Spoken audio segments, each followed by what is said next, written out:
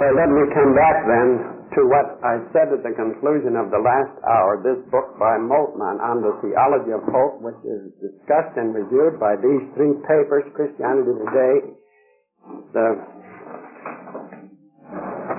Presbyterian of the South, and the Reformed Journal. Now, what seems to me, in answer partly to Dr. Young's question, we have to keep in mind that these men are faithful to the modern philosophical position at all costs. They are secondarily trying to also teach the Christian religion. Now, we have seen that modern philosophy starts with Descartes, has empiricism and rationalism for background, and then comes into Kant with a notion of criticism as over against dogmatism, and that it is the presuppositions that make experience possible, he says. That is, you have to have a notion of what lies underneath experience, and what does lie underneath experience is the notion of a transcendental unity of apperception. Now that means a universal self. Now out of that comes the notion of Kant that to save science, you must say science deals with this dimension of causation, and religion deals with a dimension of freedom, of personality.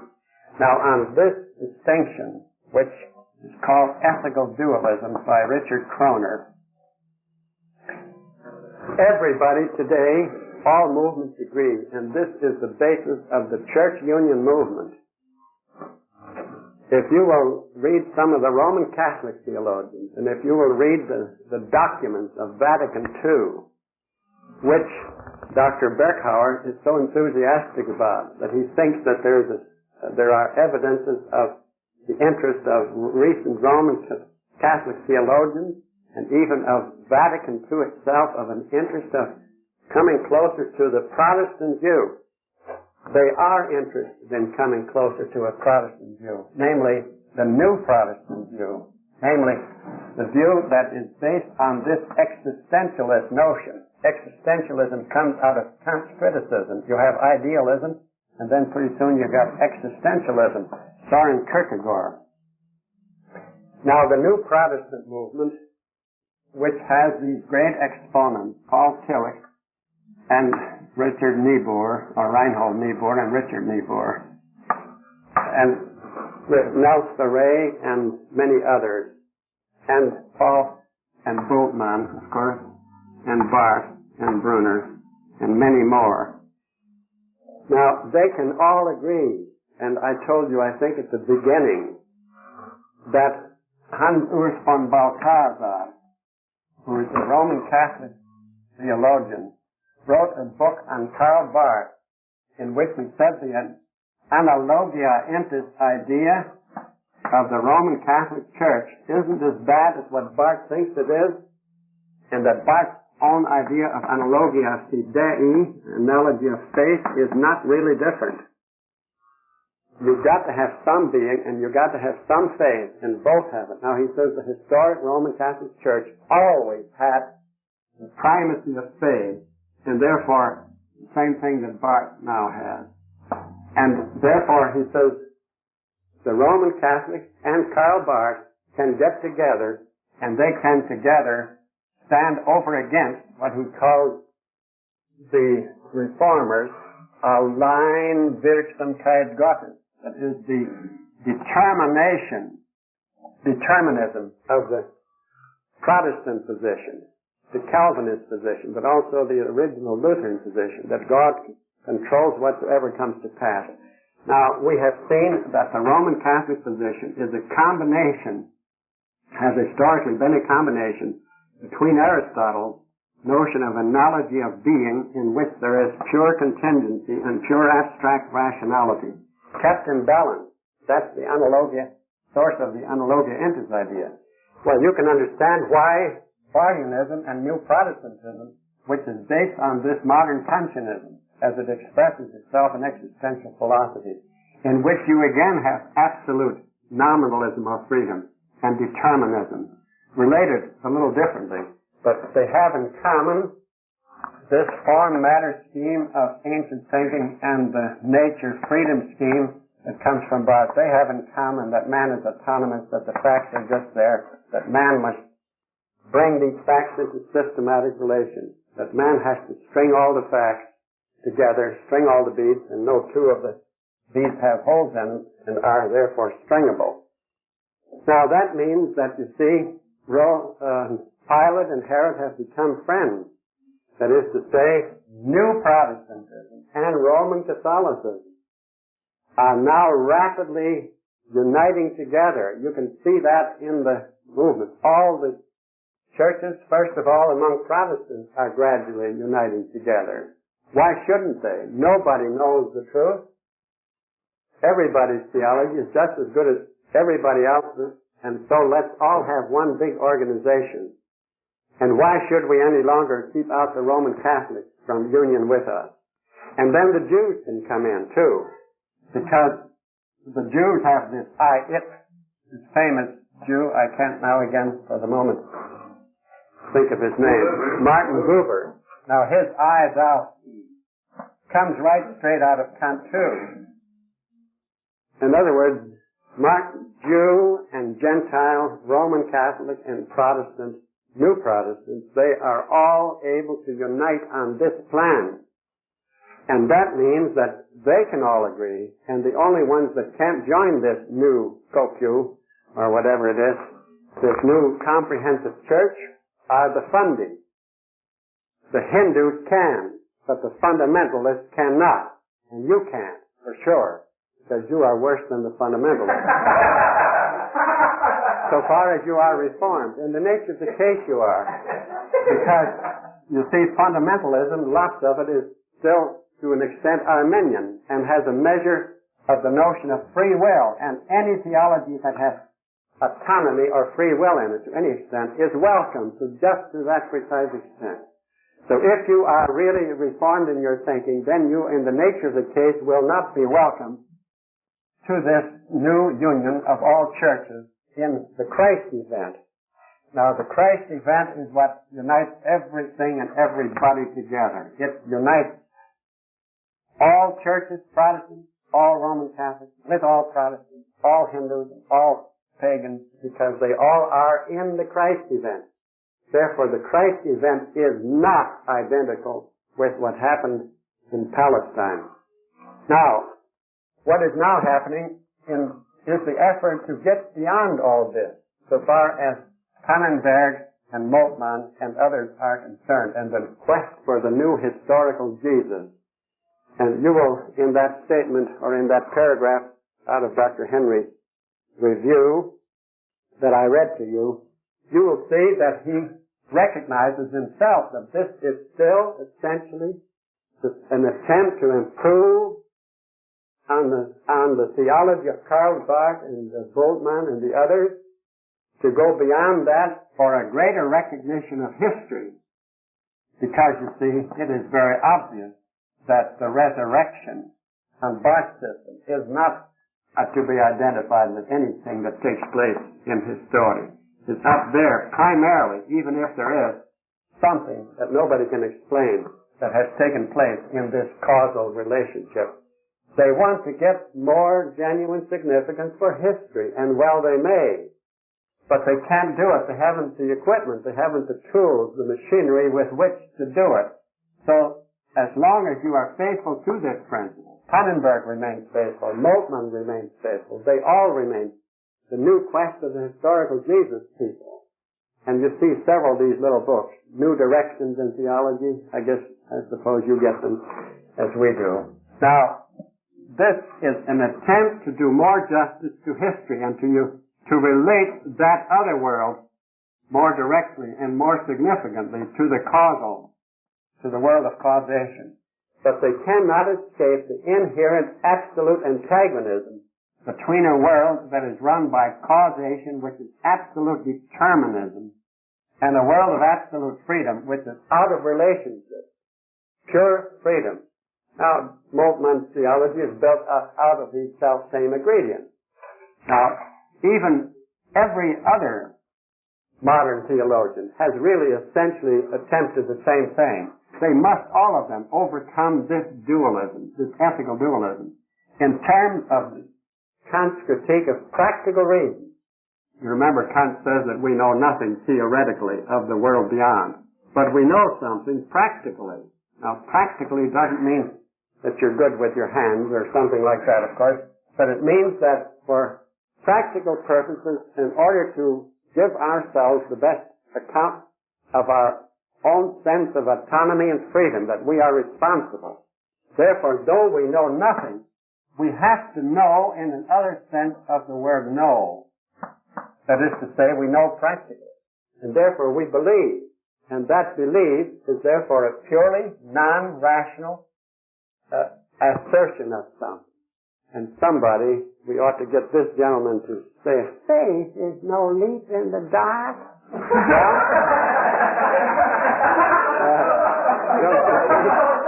Well, faith.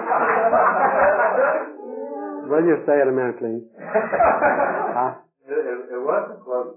No,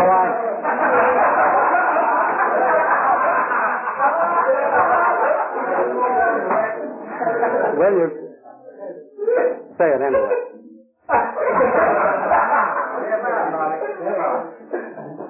Sing it out. Faith is no leap in the dark.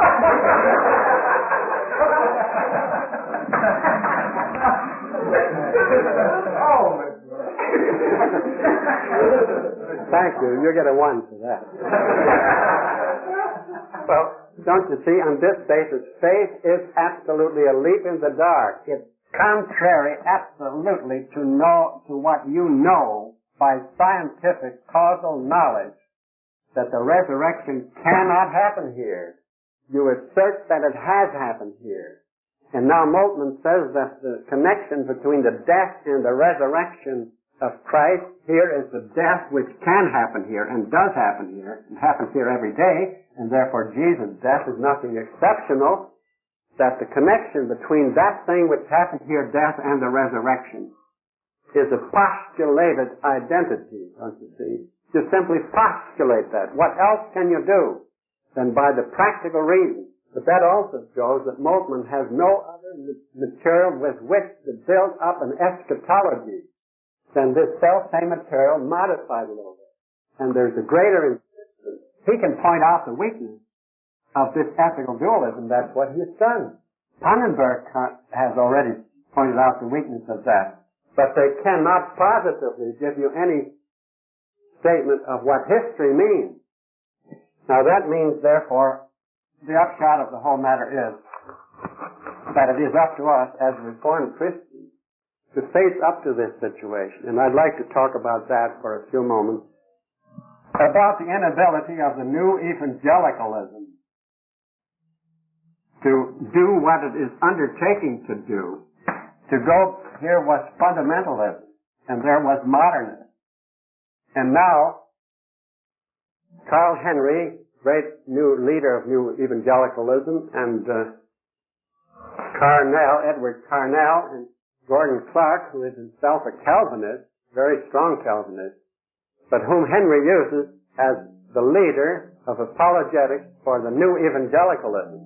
You saw, for instance, in Christianity Today, a pamphlet by Dr. Clark on the rationality of the Bible and so forth. Now, what new evangelicalism is attempting to do is go beyond this debate. And Carnell says that fundamentalism has degenerated into a negative stance. They just said modernism is wrong and we don't like it and you're not going to heaven if you're a modernist, and period. They have no... Let's sit around the conference table, not the pool table, but the conference table to see how we can talk this thing over. Well, now what's happening is that they are at the conference table, all right, but they are falling right back into Butler's analogy apologetics. And why is that? Well, there is no other unless they are willing to make use of their own position, which is, in Clark's case, the Reformed faith. Now, if you are willing actually to start with a Christian position in its full expression in the Reformed confession, then the only thing you must do and can do is to say, well, look, there is no common ground between you and us on which we agree as to interpretation. There is a common ground in that you are a creature of God as I am a creature of God. We're both made in the image of God. You don't believe that, though, so that's not how you interpret man. We receive this on authority. We haven't philosophically worked up this idea of man. We have accepted on authority this total Christian position about God, about His creation of the world, of man's fall, of man's attempt to hold under the truth in unrighteousness, and of Christ, the second person of the Holy Trinity, coming down, dying in His human nature for our sins in our room and stead, and rising again for our justification, and that if we, by the Holy Spirit's regenerating power, believe and accept Him, then we are saved. We have the truth, we possess it, we do not penetrate it exhaustively. There's always bound to be the apparently contradictory because God is infinite, eternal, and unchangeable. We are finite, we are dependent. Therefore, in the nature of the case, you must not attempt to prove the Christian position by saying that you can make it answer to the law of contradiction as such. The law of contradiction is the law that God has implanted in the creature made in His image. Now, a creature made in God's image should therefore use that law and all the laws of God as instruments by which the better to order for himself the material of God's revelation, redemptive and natural, in order that bringing out thus the multiplicity of the glorious revelation of God, all to the glory of His grace and to His glory of His name. But you must not do what Dr. Clark does. He believes this position theologically, and then when he goes to defend it, he joins with all other historical Protestant defenders, that is, so far as the Butler type of analogy is concerned. And look, he says, now our position is more logical. And I'll show you that it's more logical, or that it's absolutely logical. And then, but at the end of this little article to which I referred in the Moody Press publication, Can I Trust My Bible? Then he says, but not absolutely, because it may all be chance. Well, don't you see, that is making possibility, abstract possibility, back of God. Here God is the source of possibility. Nothing can be or happen except that which is within and in accordance with the plan of God. Here He is willing to take all this and to say it's the more logical and more acceptable hypothesis. Now, that's just exactly what Satan wanted man in paradise to do.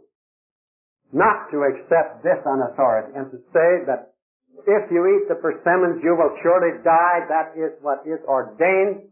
Nothing could possibly happen to you but death, because it is thus ordained by God. Now, over against that, Satan says, now look, that's one way of looking at it. That's an hypothesis. My hypothesis is that the opposite will happen. Now, how dare we Christians, and how can we consistently, if we are Calvinists, then do what we know theologically to be directly against the commandments of God? The requirement of God is that we shall accept Him at His word, that nobody knows but He knows, and that He alone was in a position to know because He alone has ordained all things and controls all things. Now, if there's anybody that stresses the all-inclusiveness of God's ordination of all things, it's Dr. Clark. And if anybody holds to the true biblical position of the Bible as the infallible Word of God, it's Dr. Clark. All honor to him. But then why does he turn right around and join all of the historic Arminian defenders of the Christian faith in appealing to autonomous man and say, look, you've got a hypothesis, we got a hypothesis, ours is better than you. Now why is ours better? Because it's more according to the law of logic. I mean the law of contradiction. Well, the point is that what we should do, and what Clark as a Calvinist theologian virtually does, is to say that the law of contradiction just cannot work in a chance universe. the difference between our position and that of others is not that ours is more logical or less logical. We're not. Faith is not a leap in the dark, but neither is faith, don't you see, something that is in accordance with the law of contradiction.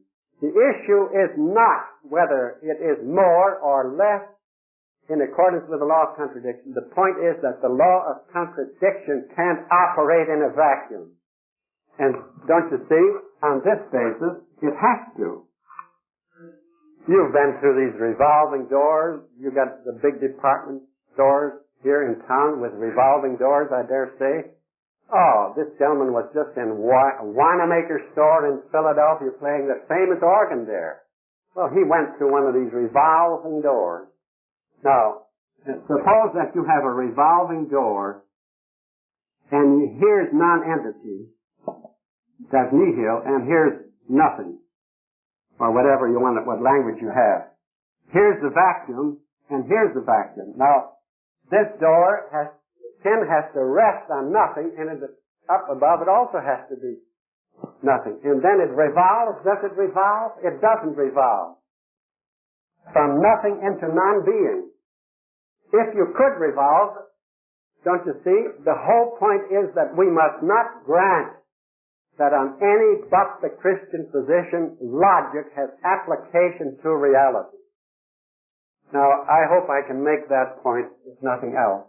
That is to say, we should not say, look, our position is more rational than yours, because it's more according to the law of contradiction. It's absolutely rational. Yours is absolutely irrational.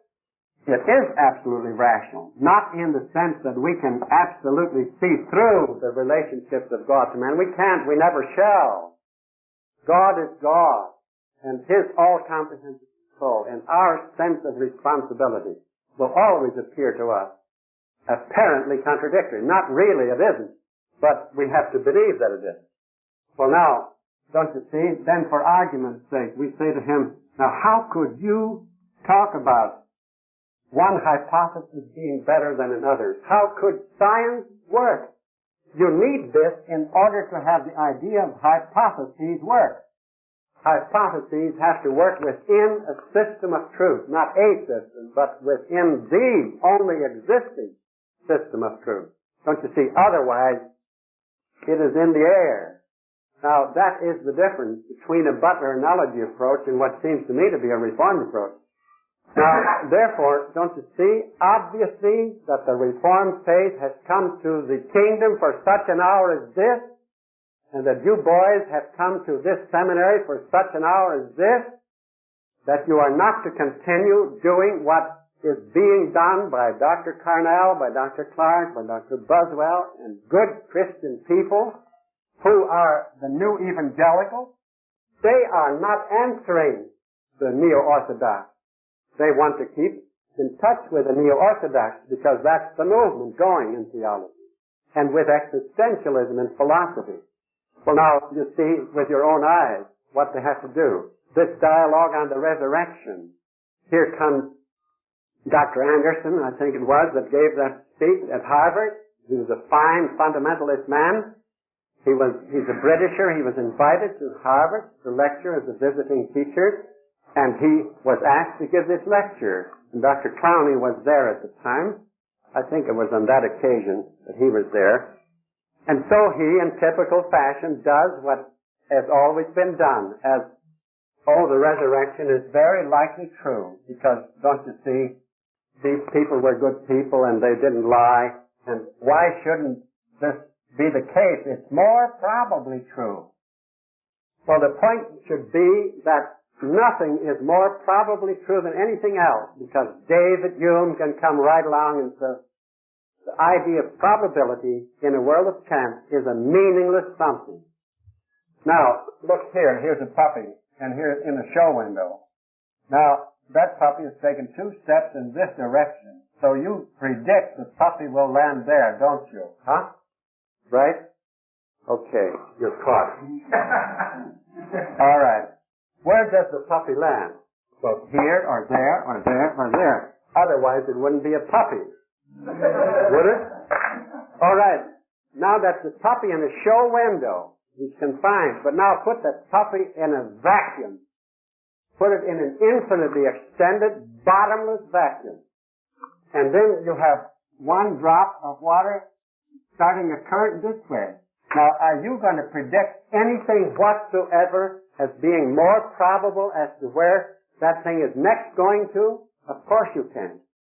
There is no answer to David Hume when he says that in a world of chance, there is no meaning to the word probability. That is, every chance is equal with everything. If you say, God probably exists, my good old professor, William Brenton Green at Princeton Seminary, he was a saintly man of God. We all loved him. He had a weak voice because he was getting old, and Dr. Hodge once told me he had never eaten enough red meat. Now, whether or not that was the reason. Anyway, he walked, when I was there, he walked very slowly through Princeton. His wife was a step ahead of him, always. But he had worked this all out to great detail. It's very probably true, don't you see? Now, the story goes that when he was young, his brother was in the racetrack, and he was sitting in the seat outside, and there when his brother came back, he says, "Increase your velocity." And the second time his brother came around, he said, "Accelerate your speed." And the third time he came around, he says, "Go like."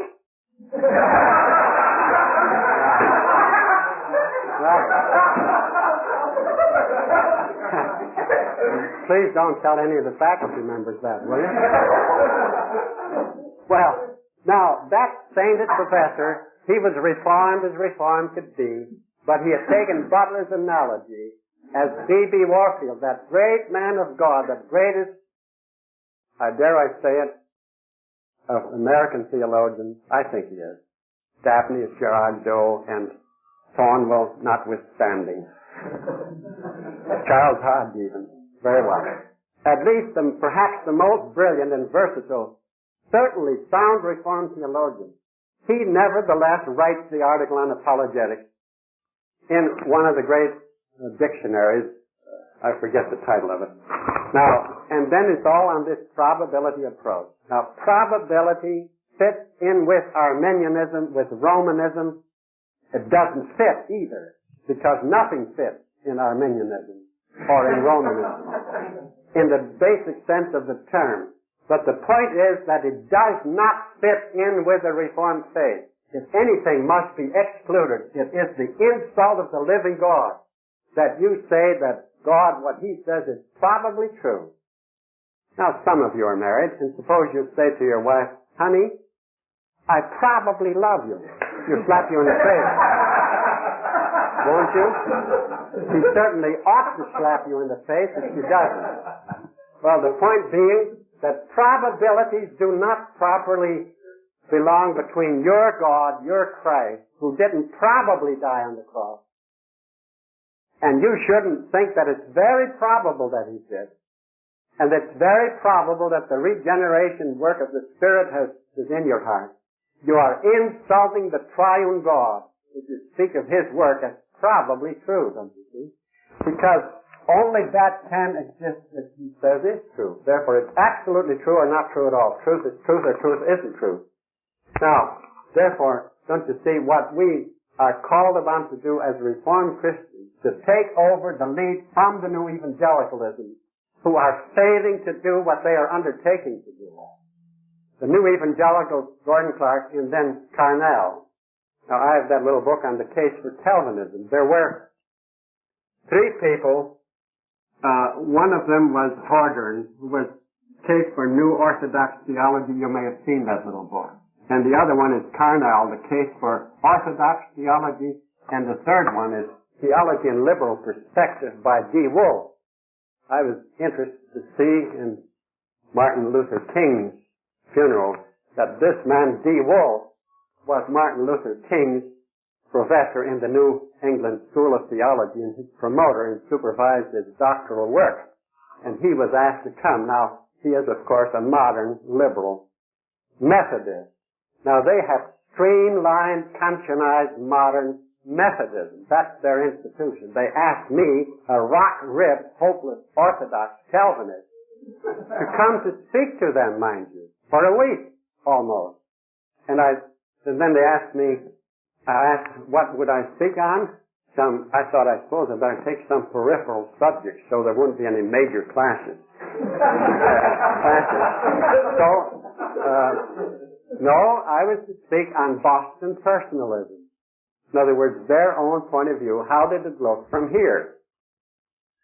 And so I wrote back, that was fine, and I would do that at their request, but that I might then have to spank the children of my host. And that wouldn't be pleasant. So when I was introduced by the chairman of the evening, about 40 people, including the ladies of the faculty, then this gentleman told about that. And so he says, Doctor, bend over. Bend over. Get ready to get that spanking which I had promised him. Well, I did it as mildly as I could in as good a manner, suaviter in modo, that mild in your manner, fortiter in re. That is, I said, now, you people have, of course, rebelled against this absolute idealism, as all modern theology has. You want to start with human personality. And you got this, as you think, from Wesley, who over against Calvin was emphasizing the freedom of man. But wouldn't it be a little better if you went back to Wesley? The point being, of course, then they'd at least have the gospel, don't you think?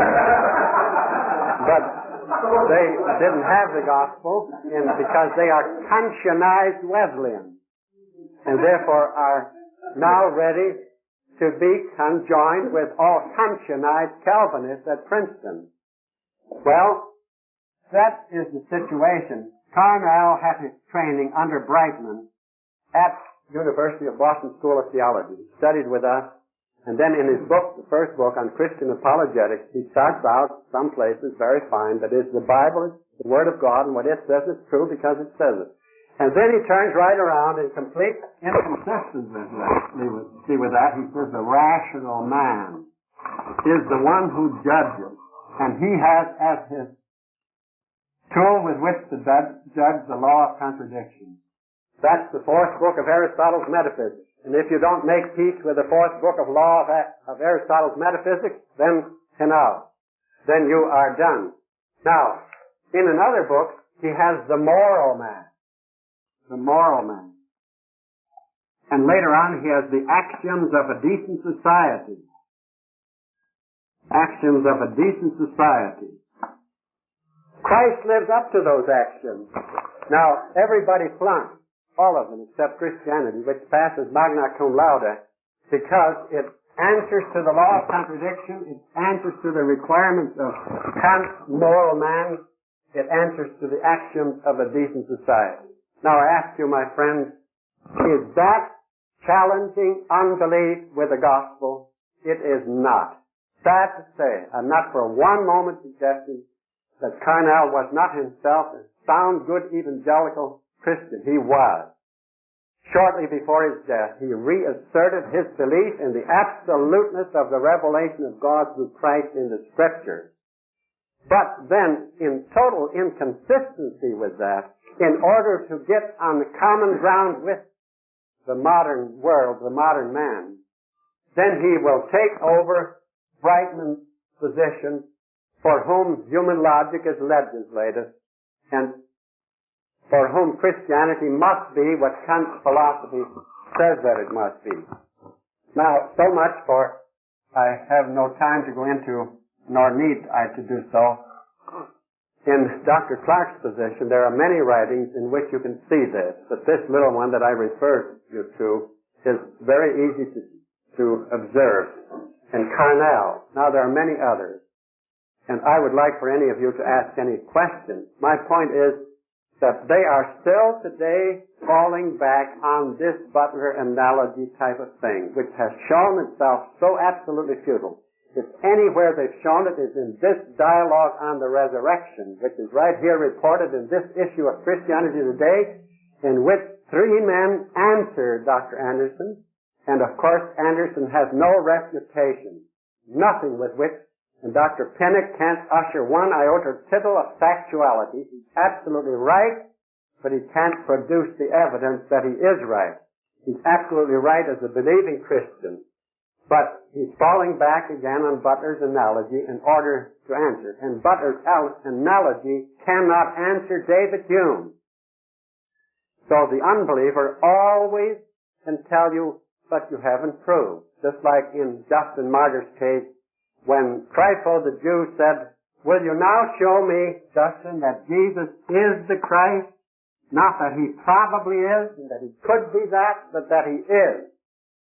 And then Justin always has to say, well, it's time to quit, boys, to quit today. Let's come back and try it again tomorrow. Can that question ever be answered? No, it can never be answered unless you start with it. Unless you start simply say, Christ says, I am. That's the whole point. And that is the moral of the whole story, that you are attempting the impossible. You're not only attempting the impossible, you are attempting what insults your own Savior. If you attempt to prove Him as that He is the Christ by something outside of Him, which does not mean that the miracles that He wrought are not evidence, as Jesus Himself says. If you believe me not for my words, believe me for my works. But Jesus never does what this does, is to cut these miracles loose from the person of Christ and then take them as miracles. You don't cut your arms off, so one here and the other there, in order to prove that they belong to you. Do you? Or that they are evidence of you. In other words, here, the facts are first cut loose from creation and redemption. Now, they hang together. They are what they are, and their power of proof springs precisely from the fact that they couldn't be anything other than that. They die, your arms will die, if they're separated from you as a living organism. Now, any fact has no longer any evidential value in it, don't you see? If it is not based upon and related to Christ.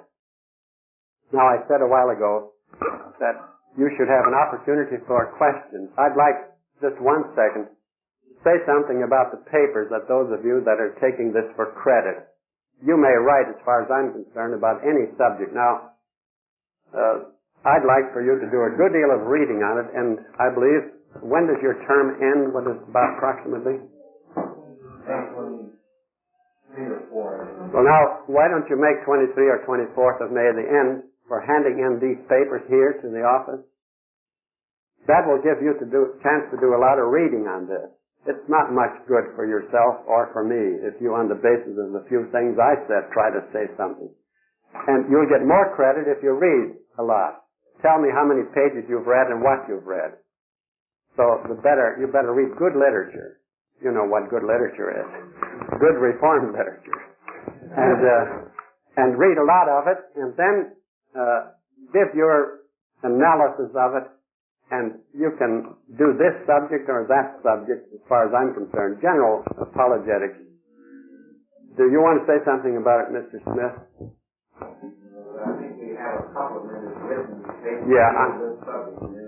Yeah, well, but I was now thinking that any of the others might be given more freedom to write. Say if someone wants to write particularly on Bardianism, that's all right with me. In any of those papers that you would write, you would reveal whether you have grasped something of the methodology of apologetics, how it applies to Karl Barth or to Boston personalism. If you want to deal with Carnell, you can read his books and read my criticism of him if you wish. So if there's any question on that, and then you'll have time to do a great many pages of reading, and please write me some good, long, full, critical papers, will you? I mean critical in the sense of evaluation. And I don't mind reading long papers at all. Don't have pity on me because I'm old and think you can't read more than 10 pages. I can still read a good 25, 35-page paper.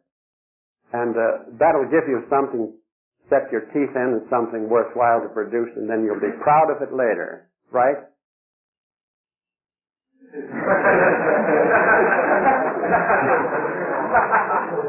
Now, please ask any questions you will. Yes?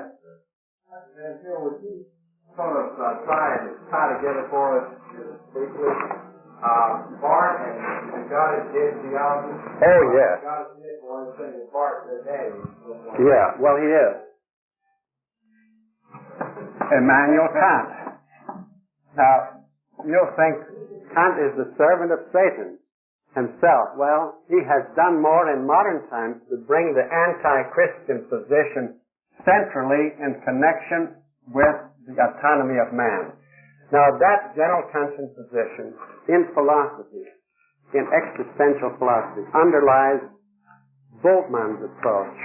That's why he demythologizes the gospel.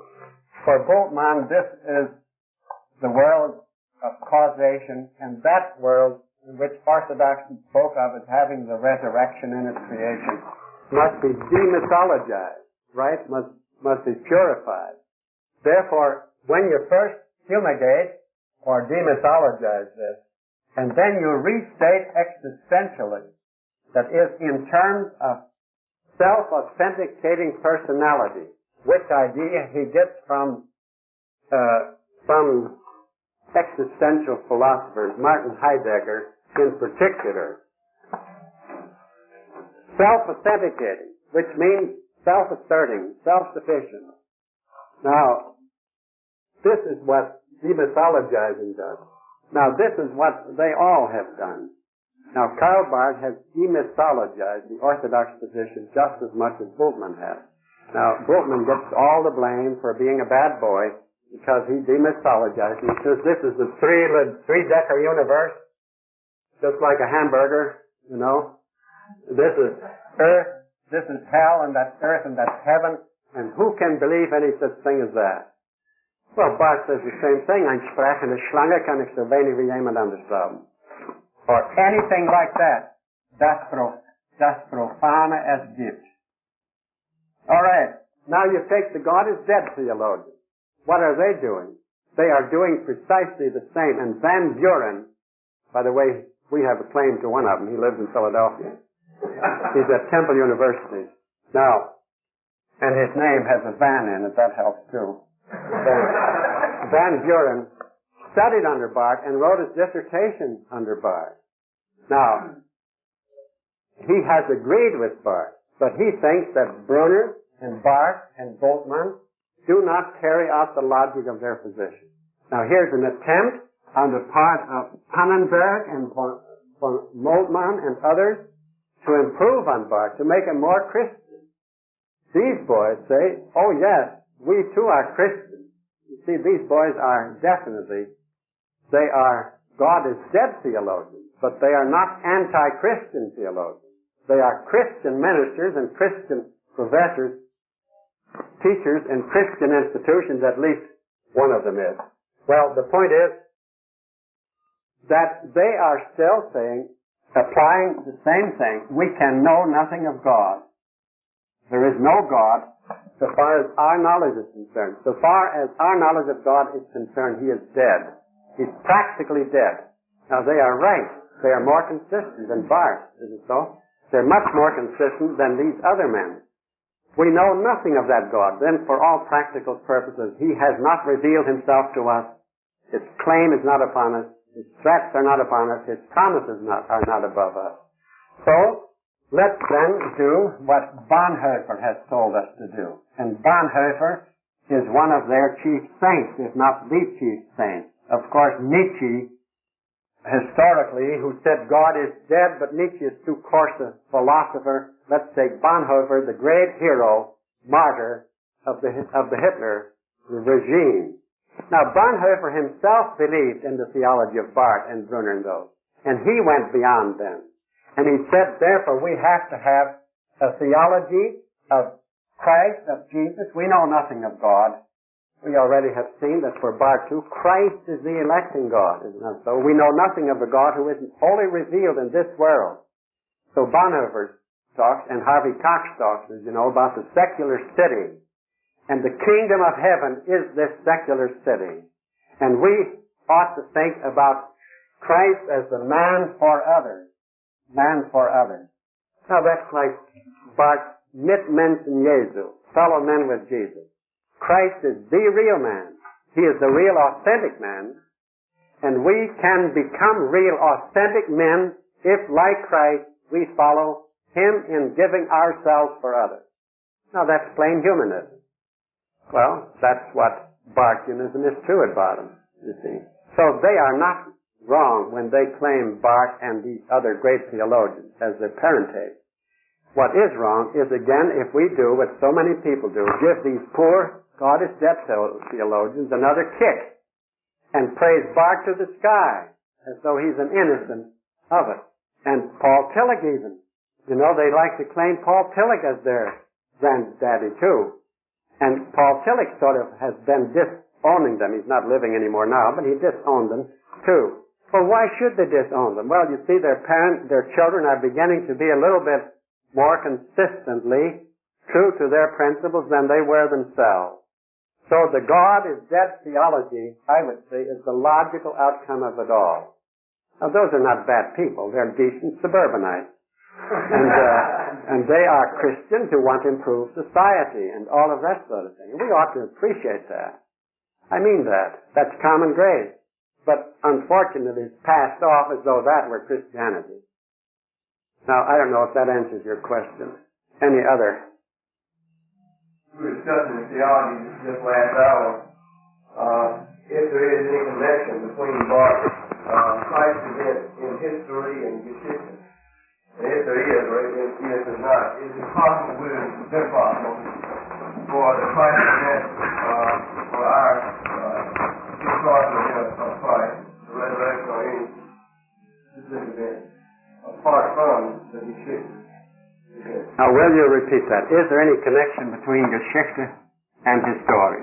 Yes. Right, that's your first point. Then what's your second point? Would the Geschichte event, or would the history event be possible without the Geschichte?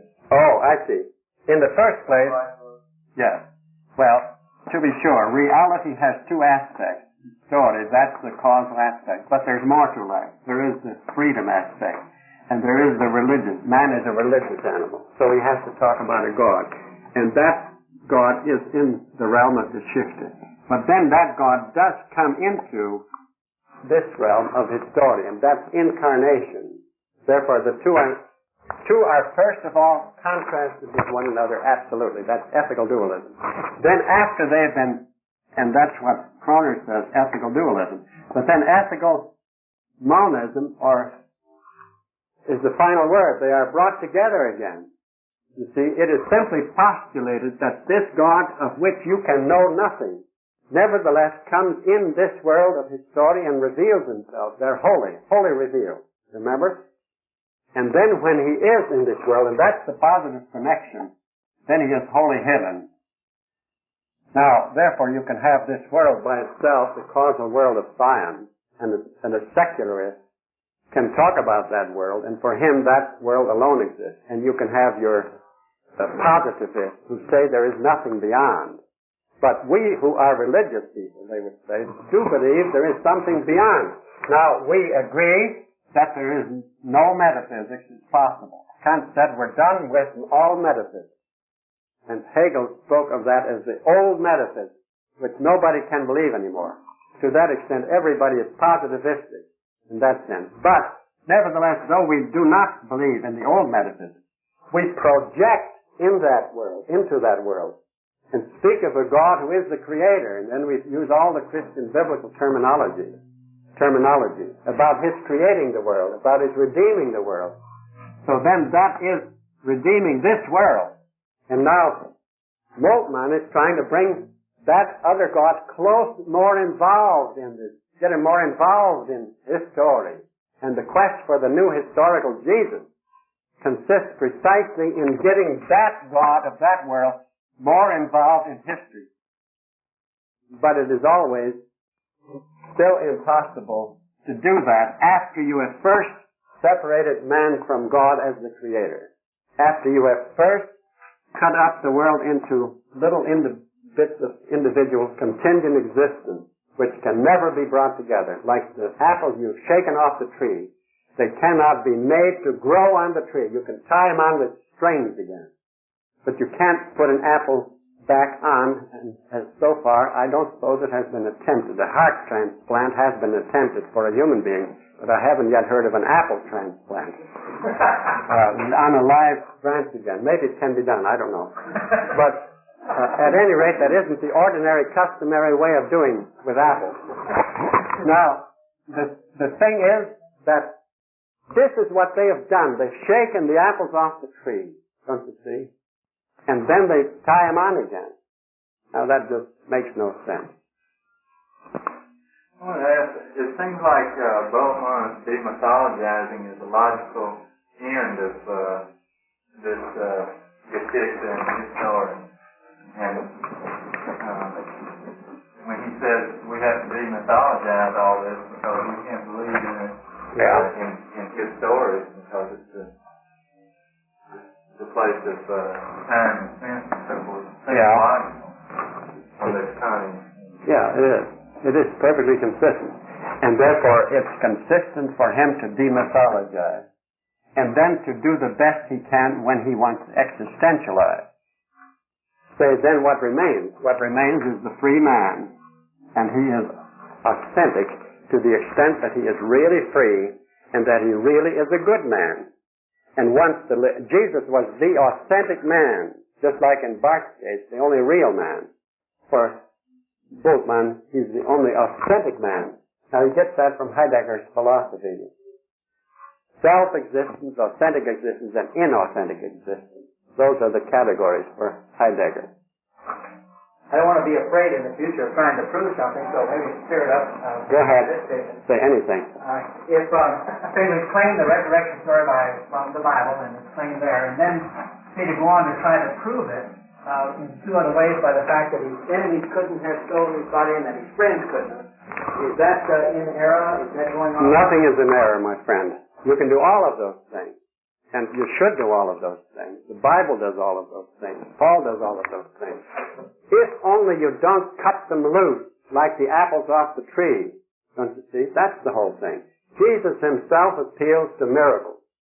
And he says, I will be raised from the dead. And the resurrection of the dead is given as evidence of the divinity of Christ. But it is not cut loose. It is not something that swims in the ocean by itself. And then it is part of this living, and therefore you prove it at the same time. If you prove it at all, you prove that proof is something that has meaning only in a system of reality such as Christianity is, of which the resurrection is the center. Randy. What is the uniqueness of Christ for Bart? Since he's cut loose with all these facts from him, why does Christ light up these facts? He took them away from him. Right. What's unique about it now? Well, why does he still cling to him?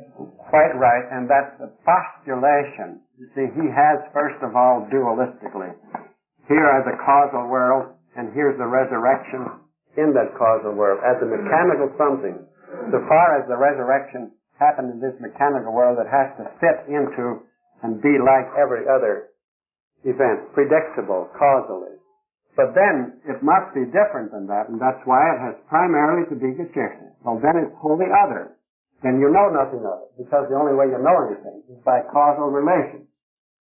All right, then you have to postulate. Postulate means that you say to be morally true what intellectually you know not to be true. Because you just have to have it. You say, look, I am free. As far when the psychologist or the psychiatrist puts me on the couch, my empirical self, and I have committed murder, or I am abnormal in some way, then he puts me on the couch and he says, look, how about your parents? How about your... And Freud goes at your it and your everything that's back. It's all within this, right? Very well. But nonetheless, in spite of that, I realize I am guilty. And therefore I must be absolutely free. Which means autonomous, since it doesn't mean created freedom. Therefore, the only alternative you have here a conception of causality, which is autonomous, self-existent, working of nature according to laws which are inherent in itself, which are not created laws. You don't have a created laws here, you don't have created self. Therefore you have taken the apples, shaken the apples off the tree. Therefore you have a floating island of pure abstract causality here. And you have an infinite bottomless shore of ocean of chance underneath it, penetrating into it, seeping into it, the boat's leaking. And therefore this whole thing is sinking. It's on the way. Here's an island of ice. Starts from the Arctic Ocean, and there are 10 men on it. Did you ever read that story? And then there were 9, then there were 8. There were 10 men on an island, floating. And here's the equator. Getting warmer and warmer. And it's getting narrower and narrower and narrower. You see, and the short one, who's the shortest here? Who's shortest? Nobody here. I think Mason is. All right. The first night out, no more Masons. That's untrue. Anybody seen Masons? No, nobody's seen Masons. Let's go on. All right. We go on, and then there were 8. You see, then there were 8. Then 7. Then 6. Then 5. Then 4. Take off. 1. None. 0. See? In other words, in the nature of the case, reality is this island of floating. Now, it's ice, don't you see? But ice is frozen water, isn't it? Therefore, fatalism is frozen chance. And therefore, since chance is the boiling cauldron of reality, an island of floating ice will disappear. All is meaningless. Everything. The solidity of the ice island and of the ice men that are on the ice island is the solidity of the frozenness of the same stuff which can absolutely disappear and thaw out into nothingness. Oh, there you go. Now, there is no way of meeting this. All modern theology is confronted with it, and this is the dilemma of modern science, that it has to combine pure factuality, absolute law, and it cannot do it. This is the the dilemma of modern philosophy, that it has an authentic man free independently of a causal world, and never the twain can meet. And when they meet, they have to be related in an unintelligible way, as all of these men are trying to do. This is the dilemma of modern theology, that here you have modern science, which is sinking because of this dilemma, which modern philosophy on top of modern science, therefore sinking. Modern theology on top of them, by all means, we must be scientific. By all means, we must be existentialist philosophers. By all means, we must have a dialectical theology that sinks with modern science and modern philosophy. In other words, the alternative, therefore the hopelessness of trying to answer this situation the way the new evangelicals are doing, my friends. It's a pity that good men, great, good, scholarly men, should attempt to do the impossible. The modern Feuerbach smiles at them. There is throughout the writings of Karl Barth the figure of Feuerbach, and he always smiles, a satanic grin, when he sees these theologians trying to put the apples back on the tree, or trying to talk about a God who speaks think et phenomen when they first shot him into the sky. And they say, your own little children, when they grow up pretty soon, they'll see that was good for them when they were children. But when they have become mature, they are no longer going to follow childish things, then they will demythologize with Bultmann. And they should. Well, so then, don't you see, new evangelicalism doesn't realize that modern man has come of age. What we need is epistemological self-consciousness in terms of our own biblical principles, and by means of them challenge the world, as Paul said of unbelief, hath not God made foolish the wisdom of this world? For after that the world by its wisdom knew not God. It pleased God in His sovereign grace to save them that believe. Now, we're almost forgetting you now. You're a good boy. What question do you have? I just wondered where Father Clement fits in all this. Oh, well, he's a good man, a wonderful man. And I haven't got well acquainted with him. And I don't want to do him any injustice. But I think he's only recently come to look into this. And he's a New Testament man. But he has followed Francis Schaeffer over. And Francis Schaeffer does well.